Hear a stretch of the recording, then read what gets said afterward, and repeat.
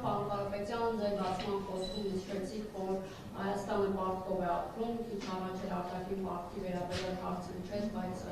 այսպես հպանցիկ անդրադարձակ եւ թույլ տվեք մեջբերեմ երեք հրապարակված ֆինանսների նախարարության զեկույցը, որ նախորդ տարեվերջին Հայաստանի պետական պարտքը կազմել է 14.5 միլիարդ դոլար, դուք ունեք հստակ մշակված ծրագիր, թե պետական պարտքի իշխանության գալու դեպքում ինչպես է լուծելու եւ նշեցիք, որ այլընտրանքային շուկաներ են տնտեսության զարգացման համար անհրաժեշտ, ներկայիս իշխանությունը շուկաների դիվերսիֆիկացման քաղաքականություն է վարում, նշելով, որ այս կերպ նաև փորձում են Հայաստանի տնտեսության ռուսական կախվածությունը նվազեցնել, դուք արդյոք փորձելու եք այլընտրանքային շուկաներ ներգրավել, նաև Ռուսաստանի հետ կախվածությունը տնտեսական նվազեցնել։ Այլընտրանքային շուկաները ինչ որ երկրի դեմ չեն, այլընտրանքային շուկաները քո ազգի զարգացման, տնտեսական զարգացման համար են։ Այո, մեր երկրի տնտեսական զարգացման համար մենք այլընտրանքային շուկաներ հաստատ դիտարկելու ենք, եւ դա մեր իրավունքն է։ Զարգացնելու ենք ավելի շատ, քան զարգացրել է այս կառավարությունը,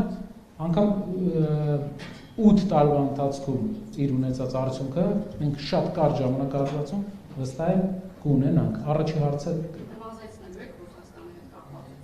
կախվածության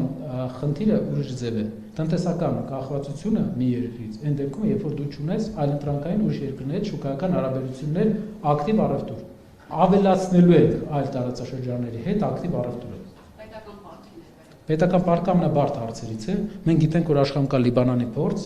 որ Լիբանանում մի կառավարություն կար, որ այսպիսի բաներ էր անում, նման վերցնում էր վարկերով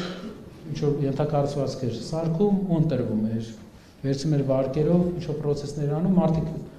կարճաժամկետ վարկերով լավ էին ապրում, բայց երկարաժամկետ երկիրը խնդիրների առաջ կանգնեց, որը մինչև հիմա ձգվում է։ Մի լավ բան կա, որ ֆինանսների նախարարությունը արել է, որը պետք է նշել։ Մեր պետական պարտքը ինչ-որ մասով դրամային է։ Այսինքն մենք չունենք նշանակալի մասով, մենք չունենք արտարժութային ռիսկ, ինչպես ուներ Լիբանանը։ Ֆինանսների նախարարությունը Հայաստանի պրոֆեսիոնալ աշխատող կառույցներից մեկն է, որը մենք չենք կարող չընդգծել։ Հուսով եմ նույն պրոֆեսիոնալիզմով կշարունակել ուղղակի